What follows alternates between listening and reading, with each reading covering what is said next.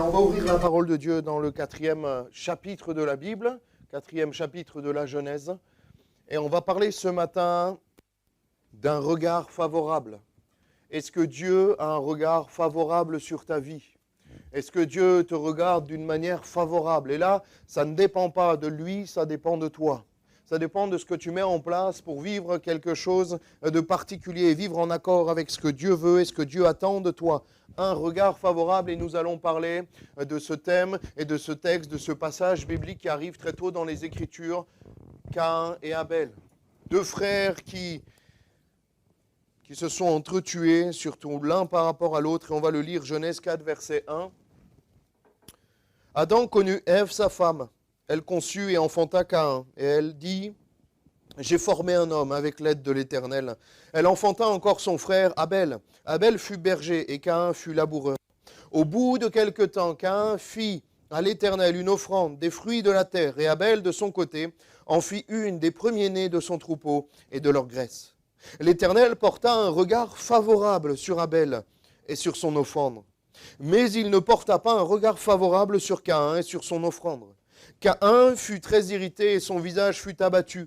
Et l'Éternel dit à Caïn, « Pourquoi es-tu irrité? Et pourquoi ton visage est-il abattu? Certainement, si tu agis bien, tu relèveras ton visage, et si tu agis mal, le péché se couche à ta porte, et ses désirs se portent vers toi, mais toi domine sur lui. » Cependant, Caïn adressa la parole à son frère Abel, mais comme ils étaient dans les champs, Caïn se jeta sur son frère Abel et le tua. L'Éternel dit à Caïn, « Où est ton frère Abel ?» Il répondit, « Je ne sais pas. Suis-je le gardien de mon frère ?» Et Dieu dit, « Qu'as-tu fait? La voix du sang de ton frère crie de la terre jusqu'à moi. Et maintenant tu seras maudit de la terre qui a ouvert sa bouche pour recevoir de ta main le sang de ton frère. Quand tu cultiveras le sol, il ne te donnera plus sa richesse. Tu seras errant et vagabond sur la terre. Caïn dit à l'Éternel, mon châtiment est trop grand pour être supporté. Voici, tu me chasses aujourd'hui de cette terre. Je serai caché loin de ta face. Je serai errant et vagabond sur la terre. Et quiconque me trouvera me tuera. Et l'Éternel lui dit, si quelqu'un tuait Caïn, Caïn serait vengé cette fois. Et l'Éternel mit un signe sur Caïn pour que quiconque le trouvera ne le tua point. Amen. On est là dans un texte particulier, peu de temps après, juste le chapitre après que Dieu ait chassé Adam et Ève de son jardin, du jardin d'Éden qu'il avait prévu. Et nous sommes là dans ce temps où Ève va donner naissance à Caïn et Abel, ses deux fils. Et j'aimerais m'arrêter ce matin sur ce thème et sur ce verset, un regard favorable ou défavorable sur ta vie. Quel regard Dieu a sur toi? Quel regard Dieu a sur ta vie? Verset 1, Adam connut Ève et sa femme, elle conçut un enfant Caïn. Et elle dit, j'ai formé un homme avec l'aide de l'Éternel. Elle enfanta encore son frère, un deuxième enfant, Abel, qui fut berger et Caïn fut laboureur. La première naissance de l'histoire de l'humanité se passe là, alors que Adam a lui été créé à partir de la poussière, de la boue. À partir de sa côte, Dieu a créé Ève. Et là, nous sommes dans la première conception plus humaine, bien sûr, toujours avec l'aide de Dieu. Parce qu'elle a dit, j'ai conçu un enfant avec l'aide de l'Éternel. Parce que la vie, premièrement, ne vient pas si Dieu n'est pas dans l'histoire. Dieu est toujours là. Quand il y a la vie vient de Dieu. C'est toujours Dieu qui donne la vie. Et c'est pour ça que nous sommes, et la Bible est pour la vie et non la mort. La première naissance de l'histoire se passe à ce moment-là, et Ève va donner naissance avec l'aide de l'Éternel à Caïn et à Abel. L'un est berger, l'autre agriculteur dans les fruits, les légumes, peut-être les céréales. Et au bout de quelque temps, Caïn fit à l'Éternel d'une manière spontanée une offrande des fruits de la terre, et Abel de son côté en fit une des premiers-nés de son troupeau et de leur graisse. L'Éternel, verset 4, l'Éternel porta un regard favorable sur Abel et sur son offrande. Sur Abel et ensuite son offrande. On voit là que Dieu ne porte pas un regard favorable sur l'offrande d'Abel et ensuite Abel. Ce qui frappe moi dans ce texte, ce qui me frappe quand j'ai étudié ce texte, c'est que le regard favorable se pose déjà sur Abel avant de se poser sur son offrande. Dieu regarde non pas à ce que tu peux apporter, non pas à ce que tu peux donner, mais il regarde déjà à ton cœur et à la disposition de ton cœur. Tu ne peux pas enrichir Dieu. Dieu n'a pas besoin de ce que tu lui apportes. Dieu n'a pas besoin de ta dîme, même s'il veut que tu la donnes. Il n'en a pas besoin. L'or et l'argent lui appartiennent. Toutes choses lui appartiennent sur la terre, dans les cieux. Tout a été créé par lui et pour lui. Mais Dieu regarde au cœur. Nous regardons au montant, nous regardons à la quantité, à ce qui peut être fait, au temps de travail. Mais Dieu regarde au cœur. Comment est ton cœur? Comment est-ce que tu fais pour Dieu les choses? Quand tu fais des choses, quand tu fais un service, quand tu pries, quand tu loues, quand tu adores, quand tu donnes, quand tu mets du temps pour le Seigneur, de quelle manière le fais-tu? De quelle disposition de cœur es-tu animé? L'Éternel porta un regard favorable sur Abel, premièrement, et sur son offrande ensuite. Son cœur était pur devant Dieu. La prière du juste a une grande efficacité, la Bible nous dit. Pourquoi? Parce que le juste prie mieux, parce que le juste parle mieux et a un meilleur français, parce que le juste parle plus fort. Non, parce que le juste est juste. C'est pour ça que sa prière a une grande efficacité.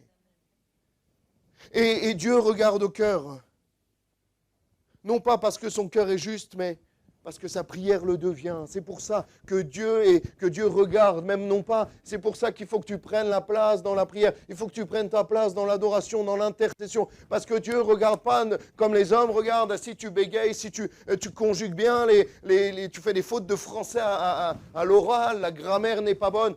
Dieu s'en fiche. Excusez-moi, j'ai ouvert les guillemets, donc ça va. Dieu ne regarde pas à ça. Dieu regarde au cœur. Dieu regarde au cœur. Il y a même des prières qui sont uniquement des larmes, des soupirs. Dieu regarde au cœur, mais prends ta place dans la louange, dans l'adoration, parce que Dieu regarde au cœur et il veut avoir un regard favorable sur ta vie selon ton cœur. Et il n'a pas un regard favorable sur Caïn et sur son offrande. Là, pareil, ce n'est pas premièrement l'offrande de Caïn qui pose un problème. Bien sûr, symboliquement, on va l'étudier. Il y a tout un contexte et une symbolique, même prophétique, sur cela. Mais je crois que premièrement, c'est le cœur de Caïn qui ne va pas au-delà même de son offrande. C'est le cœur de Caïn qui n'est pas bon et qui n'est pas pur. Quand, quelques versets après, il est capable de tuer son frère pour quelques fruits, quelques légumes ou quelques agneaux, c'est que son cœur n'était pas bon, pas pur et pas droit devant Dieu. Et Dieu regarde toujours au cœur. Dieu regarde toujours et attache une manière particulière à l'intention, à la disposition du cœur. Et la Bible va le dire, notamment avec ce texte dans les évangiles, où Jésus va lui-même relever quelque chose quand dans le temple, cette veuve va mettre quelques piécettes, quand les pharisiens, quand les religieux vont mettre beaucoup d'argent. Nous aurions regardé les religieux. Ils font beaucoup pour Dieu. Mais Dieu a regardé au cœur de cette femme. Dieu regarde au cœur. Et je crois qu'elle aussi, elle a été favorable, elle a été reçue d'une manière favorable à Dieu, non pas parce qu'elle a donné beaucoup, mais parce qu'elle a donné avec un cœur reconnaissant, un cœur vrai, un cœur pur. Comment est ton cœur ce matin? Comment est ta mentalité? Quel logiciel même as-tu dans ta tête de comment tu fais les choses pour Dieu? Quelle motivation t'anime pour servir Dieu, pour venir à l'église? Dieu n'a pas aimé l'offrande de Caïn, premièrement, parce que son cœur n'était pas bon. Comment veux-tu que ton cœur soit bon quand tu es prêt à tuer ton propre frère pour ça?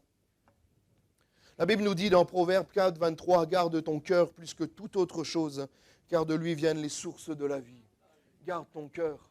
Demande au Seigneur de renouveler ton cœur, tes pensées, tes paroles, tes oreilles, même tes yeux, ta vision. Tout doit être transformé par l'action puissante du Saint-Esprit. Mais tu dois demander, Seigneur, change mon cœur de ce cœur de pierre, de ce cœur de Caïn que j'avais et que j'ai encore. Change-le dans un cœur de chair. Donne-moi le cœur d'Abel. Alléluia. On ne le connaissait pas, Abel. On n'a aucune information sur lui à part ça.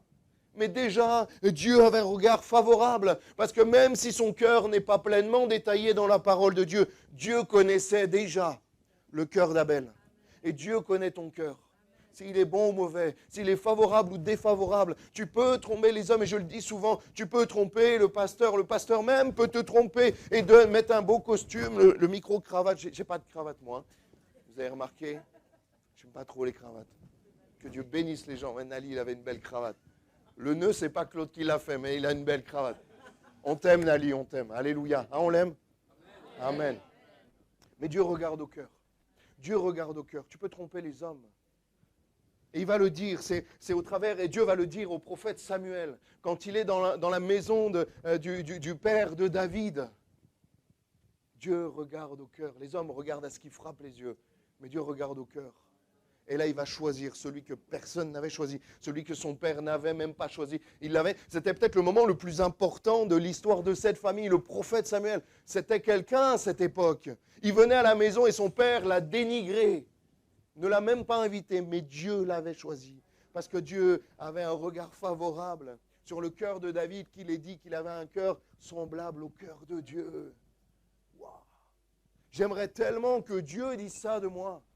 Que mon cœur est semblable au cœur de Dieu. Je crois que j'ai encore du travail. Nous avons du travail, mais nous devons prier pour cela. Est-ce que tu as déjà prié? Seigneur, rends mon cœur semblable au tien, tes désirs semblables au tien, ma bouche semblable à ta bouche, mes oreilles, mes mains semblables. Wow, quelle prière, parce que Dieu regarde au cœur ce matin et veut avoir un regard favorable sur toi. Mais Dieu avait un regard favorable sur Abel et non sur Caïn, non pas parce que la tête de Caïn ne lui revenait pas. Non pas parce qu'il était jardinier, qu'il n'était pas paysan et qu'il n'avait pas des animaux, mais parce que son cœur n'était pas bon. Il est dit qu'Caïn fit à l'Éternel une offrande des fruits de la terre. Et là, des fois on a extrapolé, mais on peut supposer, on ne peut pas l'affirmer. Mais il y a quand même une différence entre le verset qui parle de l'offrande de Caïn et celle d'Abel. Celle de Caïn, il fait à l'Éternel une offrande des fruits de la terre. Il n'y a pas de précision sur la mise en place de quelque chose de particulier de la part de Caïn. Ça, c'est moi qui l'interprète, mais on a l'impression qu'il a juste pris des fruits comme ça, les premiers qu'il trouvait. Ça, bien sûr, c'est moi qui le dis. On ne veut pas surinterpréter le texte, mais c'est une possibilité quand on voit les détails qui sont attachés à l'offrande d'Abel. Abel, de son côté, en fit une des premiers-nés de son troupeau et de leur graisse. Il va prendre le temps de prendre les meilleures bêtes, les plus pures, les nouveau-nés, de prendre même leur graisse. À cette époque, c'était la vie, c'était la richesse, c'était la santé, d'avoir un peu de graisse, parce qu'il courait après ces choses-là pour rester en vie, justement. Et il va prendre le temps de découper tout ça, de le préparer pour Dieu. Ce texte symbolise tellement de choses qu'un déjà ne réalise pas spirituellement. Quand Abel, à ce moment-là, Caïn ne peut pas comprendre, Abel ne peut pas, j'ai fait un mix des deux noms, Abel ne peut pas comprendre à ce moment-là, d'après la connaissance qu'ils ont de Dieu, d'après les textes qui ne sont pas encore là, il ne peut pas comprendre qu'un animal mort, ça va plaire à Dieu. Il y a quelque chose de prophétique, il y a quelque chose de spirituel, de profondément spirituel. C'est tellement, si ce n'est pas spirituel, c'est bizarre d'apporter un animal mort à Dieu à ce moment-là, sachant pas forcément que ça plaît à Dieu. Mais Abel va avoir une révélation, je crois, de la part de Dieu, d'apporter quelque chose de spirituellement agréable à Dieu. Quand Caïn va lui apporter des choses qui vont être à la sueur de son front, de son travail, même si être un fermier avec des animaux, c'est très fatigant. Mes grands-parents avaient une quinzaine de vaches et faisaient le lait, ramassaient le lait, faisaient la traite matin et soir, je la faisais avec eux. Je sais que c'était très fatigant, mais le travail de la terre, encore plus à ces époques-là, était encore plus fatigant. Le travail de cultiver les fruits et les légumes était encore plus fatigant. Et là, Caïn, même si la motivation est bonne à la base, je crois que la disposition de son cœur n'était pas bonne. Il voulait mériter la grâce de Dieu. Et ça nous parle de la grâce des œuvres et de la grâce. D'amener aussi des choses qu'on a travaillé pour, on a fait pour, et on attend quelque chose comme une forme de mérite de la part de Dieu. Alors que Dieu veut que nous comprenions et que nous acceptions que c'est uniquement par grâce. Uniquement par grâce. Je lisais cette semaine dans les pensées quotidiennes que je lis de ce grand homme de Dieu, Spurgeon, qui disait « Plus Dieu te donne, plus tu es redevable envers Dieu. Tout ce que tu es, tout ce que tu fais, tout ce que tu as vient de Dieu. Et plus Dieu te donne, te qualifie, te donne, plus tu es redevable de la part de Dieu. » Et c'est exactement ce qu'a compris Abel. La différence entre la grâce et les œuvres, même si ce travail était compliqué, fatigant de la part d'Abel, Le travail de Caïn l'était encore plus.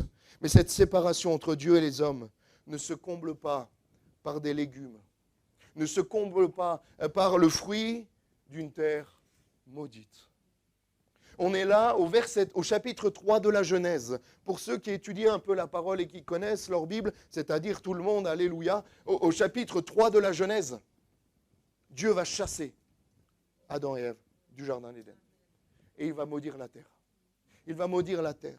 Et là, on a symboliquement le fruit, les légumes et les fruits qui sortent de cette terre maudite. Et Dieu ne peut pas agréer cela. Il fallait plus, il fallait le sacrifice d'un animal, et on va y revenir, pour qu'il soit agréable aux yeux de Dieu.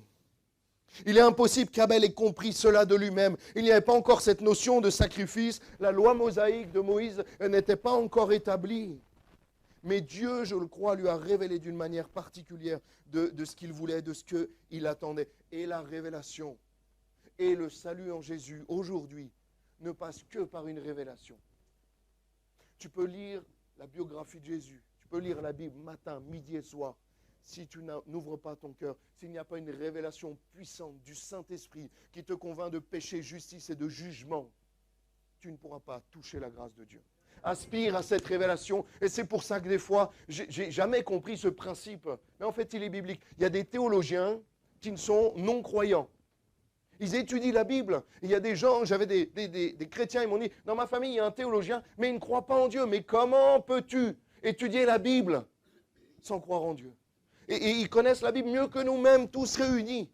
Mais ils l'étudient d'une manière intellectuelle. Et c'est pour ça que tu as besoin. Il y a des gens, ils lisent Jean et l'Évangile, ils ouvrent l'Évangile, Dieu est la parole était Dieu. Wow, ça leur tombe sur la tête, ils se mettent à genoux et ils commencent à pleurer. Seigneur, pardonne-moi pour mes péchés. Parce qu'il y a une révélation. Parce qu'il y a une révélation de la puissance et de la grâce et de l'amour de Dieu. Alléluia. Je crois qu'il y a une révélation de ce que Dieu attendait au travers de ce sacrifice que Abel va faire. De nous-mêmes, il n'est naturellement pas possible même de demander pardon. C'est pas logique de demander pardon pour ses péchés. La première chose qu'on pense, mais moi j'ai pas péché, je suis quelqu'un d'honnête, je suis quelqu'un de droit. Ça c'est un raisonnement humain. Mais quand Dieu te convainc, alléluia, de ton état de cœur, tu réalises quelque chose que tu n'avais jamais réalisé, que tu es privé de la grâce de Dieu, que tu es sale à l'intérieur et donc privé de la rencontre avec Dieu lui-même. Ça va, vous êtes là ? Vous savez ce qui a agacé en fait Caïn ? C'est que le Seigneur se montre Seigneur. C'est que le Seigneur décide ce qu'il veut et ce qu'il ne veut pas. Et ça nous parle de quoi ? De la souveraineté de Dieu. Les choix de Dieu ne sont pas les nôtres. Est-ce que tu acceptes la souveraineté de Dieu dans ta vie ? Tu le dis, mais est-ce que tu l'acceptes vraiment ? Est-ce que tu ne remets pas des fois la volonté de Dieu ? Quand il ne te donne pas, quand tu pries et qu'il n'agit pas encore, quand tu es malade, que tu pries pour la guérison et qu'il ne te l'a pas instantanément, est-ce que des fois dans nos pensées, dans notre entendement, on ne remet pas la volonté de Dieu en question ? Comment réagis-tu quand Dieu bénit ton frère plus que toi ? Quand Dieu donne à ta sœur, alors qu'elle, ça fait une semaine qu'elle prie et toi, ça fait 10 ans que tu pries pour ça. Dieu l'a béni. Est-ce que tu arrives à te réjouir de la bénédiction des autres, alors que toi, tu attends cette même bénédiction ? Et il est compliqué, il est même très risqué, je crois, de remettre la justice de Dieu en question. Il est très risqué. Je crois que, je le dis avec beaucoup d'amour, mais aussi beaucoup de clarté, nous n'avons pas le droit, en tant qu'enfants de Dieu, de remettre la justice de Dieu en question. Tu as le droit de ne pas comprendre ce que Dieu fait, pourquoi Dieu fait les choses. Moi, il y a tellement de choses. Je dis, Seigneur, des fois dans mes prières, je ne comprends pas du tout ce que tu es en train de faire. Je ne comprends pas pourquoi tu permets ça, mais je veux te faire confiance. De se dire déjà là, dans cette histoire, humainement, elle paraît injuste. Humainement, elle paraît injuste. C'est vrai ou pas ? Mais de dire que Dieu est injuste, là, c'est très grave. Parce que ça remet beaucoup de choses en question. Même quand Dieu paraît humainement injuste, il est juste. Même quand Dieu fait le déluge à la surface de la terre et qu'il sauve juste une famille avec peut-être une dizaine de personnes, Noé, ses enfants, sa femme et les gendres et les belles-filles, Dieu est quand même un Dieu juste. Quand Dieu, dans sa grande justice et sa grande sévérité, il foudroie Sodome et Gomorrhe, il est un Dieu juste. Il y a de moins en moins de Amen. Mais il faut accepter la justice de Dieu. Il faut accepter la souveraineté, la grandeur de Dieu. Et te dire, oui, mais Noé, c'était quand même pas sympa parce que les autres, ils avaient... Mais Dieu fait ce qu'il veut. Dieu n'a pas de compte à nous rendre. Réalise que Dieu est Dieu. Et déjà, quand tu dis que Dieu est injuste, tu te mets... Je voulais monter sur mes... Je vais me faire un genou, ça va repartir avec des béquilles et tout. Quand tu dis Dieu est injuste, tu te mets à la hauteur de Dieu ou tu abaisses Dieu à ta hauteur. Ne remets pas la souveraineté de Dieu en question. Tu as le droit de ne pas comprendre. Moi, il y a tellement de choses que je ne comprends pas de ce que Dieu a fait dans sa parole, de ce que Dieu fait dans ma vie ou de ce que Dieu ne fait pas. Des fois, je le dis et Seigneur, je ne comprends pas ce que tu fais. Humainement, à mon humble échelle, ce n'est pas logique, mais je veux te faire confiance parce que je sais que tu es juste. Je sais que tu es bon. Je sais que des fois même, tu es sévère. Il faut qu'on... Sinon, on ne va pas comprendre ce qui va se passer. Hein. On rentre dans des temps, les amis. Lisez l'Apocalypse. Hein. Caïn et Abel, c'est rien du tout à côté. Il y a un des fléaux, c'est un tiers de la population qui va être tué par Dieu lui-même. Et ça, c'est la justice de Dieu. Mais dans notre mentalité française, les Lumières, la philosophie, on se dit non, ça ne peut pas être en même temps un Dieu d'amour et quelqu'un qui tue un tiers. Mais si, ça c'est la justice de Dieu. Ce n'est pas la justice des hommes. Elle est parfaite, même si elle est dure, même si humainement elle te semble illogique. Ne remets pas la question et la justice de Dieu en question, s'il te plaît. Pour l'amour de Dieu, ne remets pas sa justice et son action en question. Sinon, après, ça peut aller loin. Reste humble, reste à ta place. Moi, il y a tellement de choses que je ne comprends pas. Et je pense qu'on ne comprend pas même 1% de la grandeur de Dieu, de son intelligence, de sa souveraineté et de la toute-puissance de Dieu. Accepte d'être limité. La Bible nous dit que nous sommes tirés de la poussière et que nous retournerons à la poussière. Accepte, ça va t'aider dans ton cerveau avec plein de nœuds. Moi, j'ai arrêté d'essayer de tout comprendre. Je réfléchissais beaucoup. À un moment donné, je cherchais le baptême du Saint-Esprit. Pendant 1 heure, je cherchais le mode d'emploi, le kit Ikea avec l'étape 1, l'étape 2, l'étape 3 pour recevoir le baptême du Saint-Esprit. À un moment donné, Loulou Martinez, il me gronde, il m'a dit, on ne va pas y passer la nuit, tu vas recevoir le baptême du Saint-Esprit et tu vas arrêter de nous embêter. Et là, j'ai arrêté d'essayer de réfléchir et le Saint-Esprit est venu sur moi. Et à partir de là, j'ai dit, ok, il y a plein de choses que je ne vais pas comprendre. Mais je vais comprendre l'essentiel. Que Dieu est amour et qu'il a donné sa vie pour moi. Alléluia. Amen. La justice de Dieu est bonne, elle est parfaite, même quand elle est sévère. Dieu est juste. Dieu est juste. Alléluia. Ce n'est pas à nous de dire si Dieu est juste ou pas. Il est Dieu. Alléluia. Et la question ce matin, c'est que vas-tu faire ? Verset 5, toujours de ce texte, mais il ne porta pas un regard favorable sur Caïn et sur son offrande. Caïn fut très irrité, son visage fut abattu. Et Dieu, l'Éternel, dit à Caïn, pourquoi es-tu irrité? Pourquoi ton visage est-il abattu? Il est impossible de plaire à Dieu quand ton cœur est mauvais à la base. Quand ton cœur n'a pas été changé, quand tes pensées sont égoïstes, sont jalouses, sont tournées vers le mal, sont tournées vers la critique, sont tournées vers l'amertume, vers la vengeance. Il a été question ce matin d'un don spirituel, même de 2, par rapport à la jalousie, la vengeance. Et un autre qui nous parlait de l'autodestruction. C'est fort, c'est des mots qui sont forts. Mais c'est exactement ce que Caïn a vécu. Et Dieu va le mettre en alerte, il va le prévenir. Il va lui dire, attention, Caïn, attention. Et Dieu nous a avertis ce matin. Est-ce que tu prends toujours les avertissements de Dieu au sérieux? Est-ce que tu entends quand Dieu te parle? Moi, dans des fois où je voulais quelque chose vraiment, et je sais que Dieu ne voulait pas trop, mais je ne l'écoutais pas volontairement. Et je n'avais pas la paix. Vraiment, je n'avais pas la paix. Mais je voulais tellement cette chose que je forçais la volonté de Dieu. Ça ne marche pas. Tu ne plieras jamais le bras de Dieu. Capitule devant Dieu. Il y a des fois où je venais même à l'église et j'avais peur des dons spirituels. Ça vous est déjà arrivé, ça ou pas?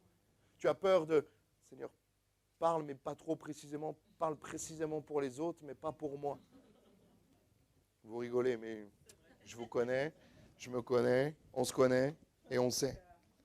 Seigneur, fais-moi renoncer à ma volonté. Fais-moi vraiment renoncer à ma volonté. Et là, on voit que Dieu va l'avertir. Et 2 Corinthiens 7,10 nous dit, en effet, la tristesse selon Dieu produit une repentance à salut dont on ne se repent jamais. Tandis que la tristesse du monde produit la mort. C'est exactement ce qui va se passer dans ce passage-là. Ce n'est pas la bonne tristesse que Caïn est rempli. La tristesse de Caïn est la tristesse du monde, la tristesse de l'orgueil, de la chair et du péché qui va amener à ton autodestruction. Mais la tristesse selon Dieu te renouvelle. Et là, il va lui dire, il va encore insister, verset 7, certainement, si tu agis bien, tu relèveras ton visage. Si tu agis mal, le péché se couche à la porte et ses désirs se portent vers toi. Mais toi, domine sur lui.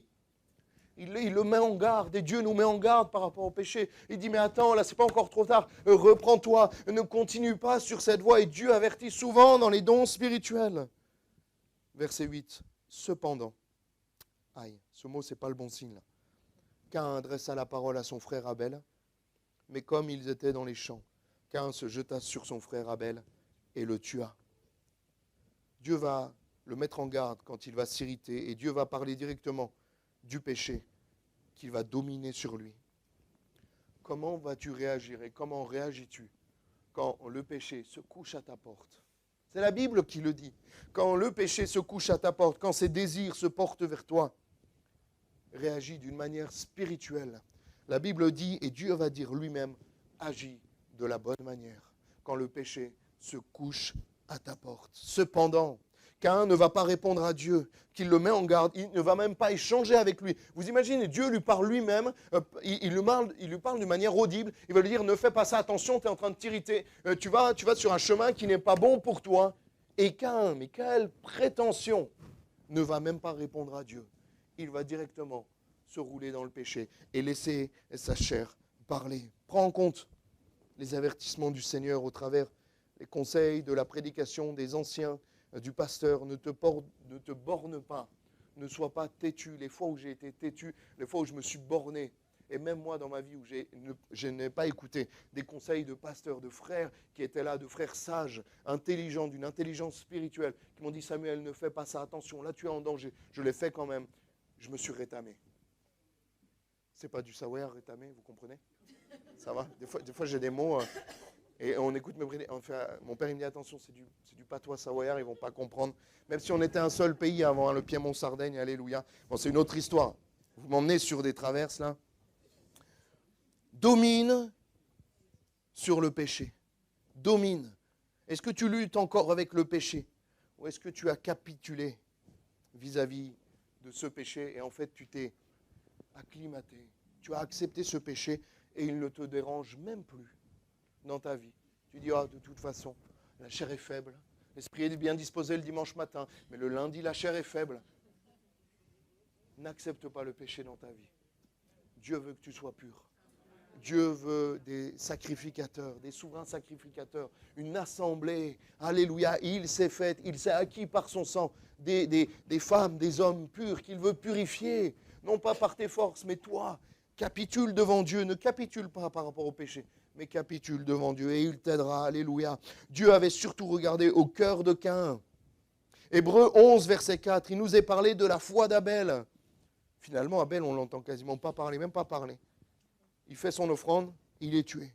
Hébreux 11, 4, c'est par la foi qu'Abel offrit à Dieu un sacrifice plus excellent que celui de Caïn. Il n'est pas même question des fruits, des légumes, de la viande, de l'animal. Mais il est question de la foi d'Abel, parce que Dieu, encore une fois, regarde au cœur. C'est par elle qu'il fut déclaré juste, Dieu approuvant ses offrandes, c'est par elle qu'il parle encore, quoique mort. Alléluia. C'est tellement fort. Il nous dit ici que c'est par la foi qu'Abel a apporté un sacrifice meilleur que celui de son frère et qu'il a été déclaré juste par sa foi. Frère, ma soeur, mon ami, ce matin, laisse-moi te dire que le péché ne stagne jamais, il se propage. Le péché augmente toujours dans nos vies. Si on le laisse, il prolifère. Le péché va... Là, c'est parti et le péché part quasiment tout le temps des pensées. Dans ces pensées, il y avait les deux offrandes. Dieu a préféré une offrande par rapport à l'autre. Et c'est dans ces pensées qu'il va s'irriter. C'est dans ces pensées qu'il va être attaqué et qu'il ne va pas dominer sur ces pensées. Tu ne peux pas être agréable à Dieu si ton cœur n'est pas changé. Et tes pensées vont venir de ton cœur qui va être changé. que tes pensées, la Bible nous dit, soient en Jésus-Christ, que nos pensées soient captives en Jésus-Christ. Le Nouveau Testament nous dit ça, alléluia. Ce que tu fais, même si c'est bon humainement, ça ne le sera pas pour Dieu parce que ton cœur ne le sera pas. Même à la louange, si tu joues du piano, tu joues de la batterie et tu joues et tu es très bon techniquement, spirituellement, ça ne sera pas agréable. Ça va arriver aux narines de Dieu, comprenez l'image, d'une manière désagréable à Dieu. Même si techniquement, aux oreilles des frères et sœurs, ça sera incroyable. Spirituellement, ça ne peut pas plaire à Dieu parce que ton cœur ne sera pas bon. C'est pareil pour tous les services, c'est pareil pour ta prière. Ta prière, ton cœur, ton service, même ton offrande va arriver au ciel si ton cœur est rempli d'amertume. L'odeur de cette offrande et de ton service sera amère devant Dieu. Comme quand tu mets le nez au-dessus du vinaigre blanc. Hein?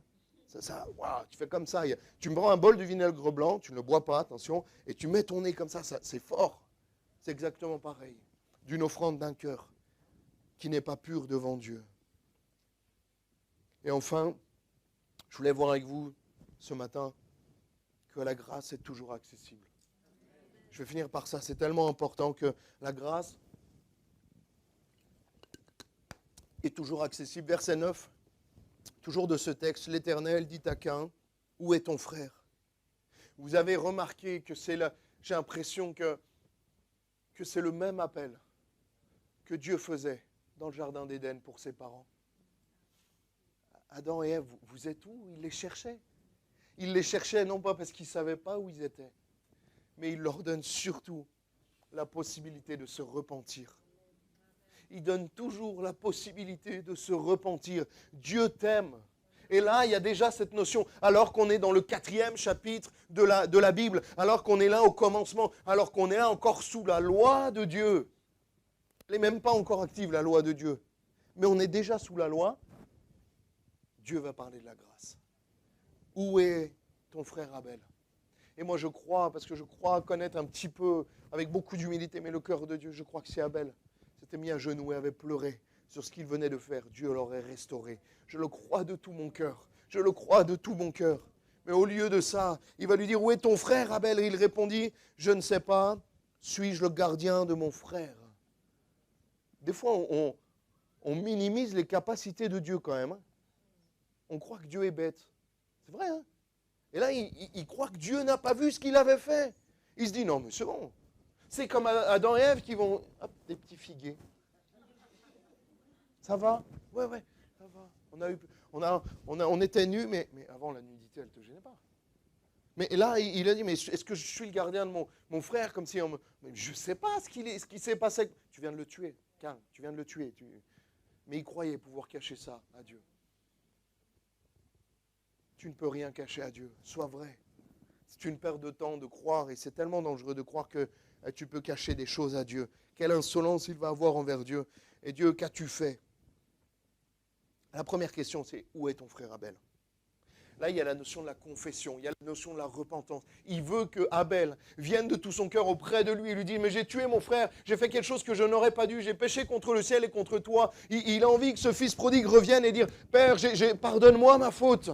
C'est pour ça qu'il veut lui dire, mais où est ton frère? Il lui lance la perche. Il dit, mais j'ai envie que tu me demandes pardon, j'ai envie que tu te repentes.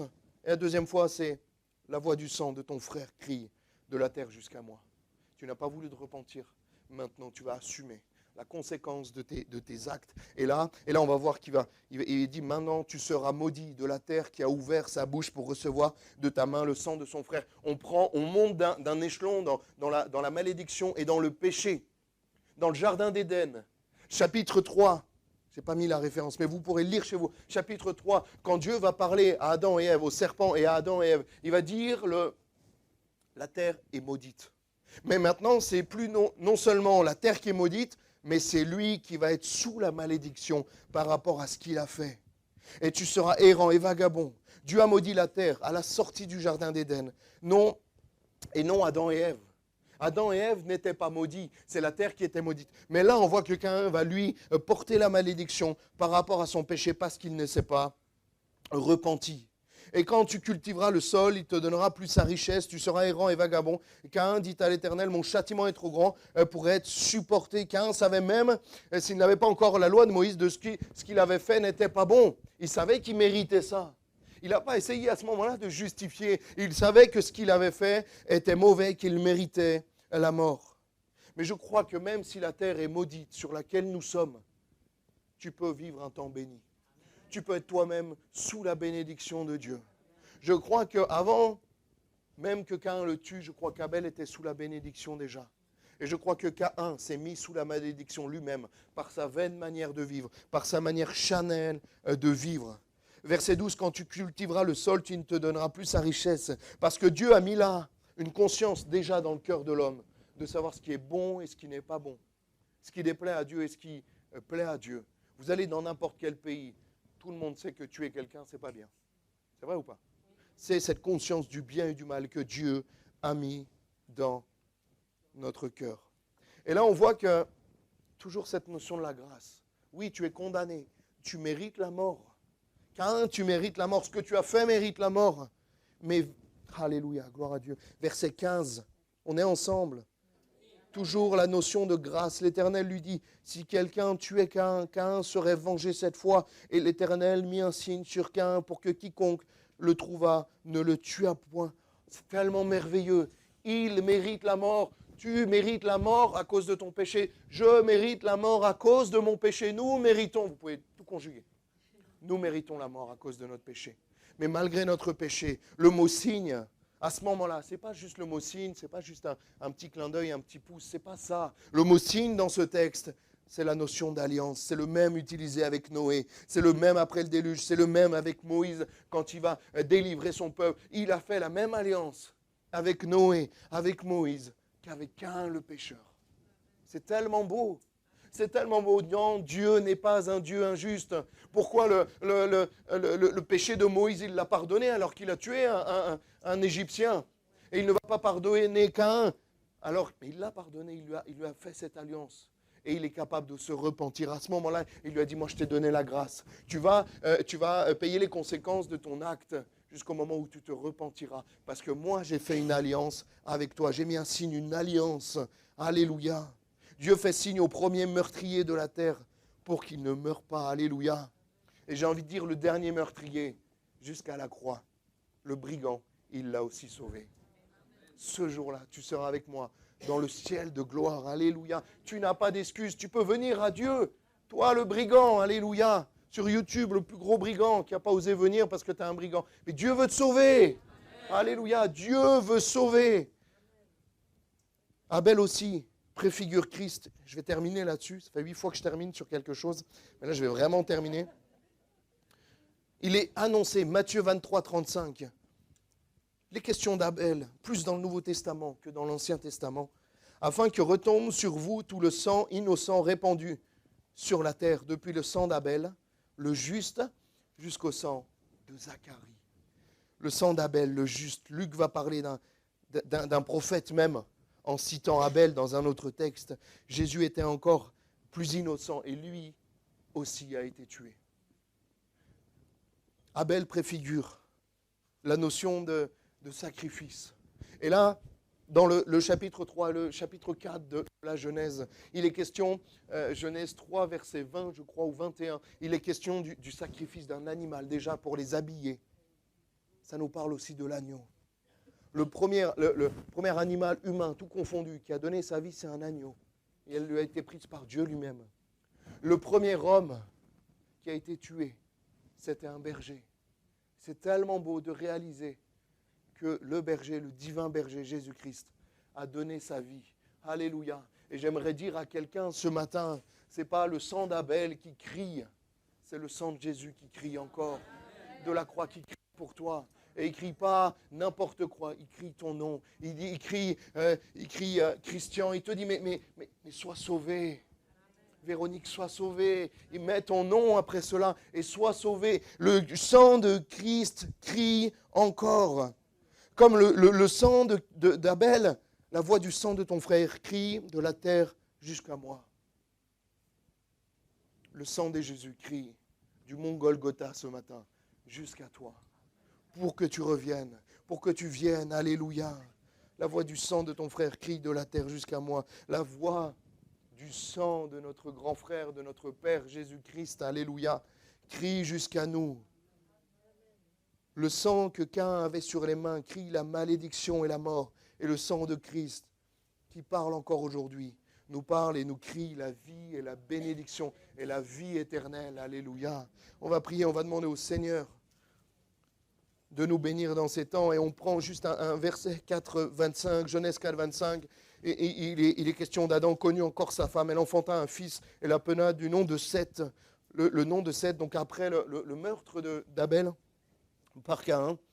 Et le mot Seth nous parle, veut dire compensation, mise à la place. Et Dieu veut compenser ce que l'ennemi t'a pris, ce que la malédiction du péché t'a pris. Dieu veut te le rendre, alléluia. Dieu veut compenser la mort par la vie, alléluia. La malédiction par la bénédiction, la maladie par la guérison, je le crois. Les blessures par la restauration, alléluia. Seigneur, nous te prions et nous te bénissons. Take my soul and sing His praise aloud, sing His praise aloud.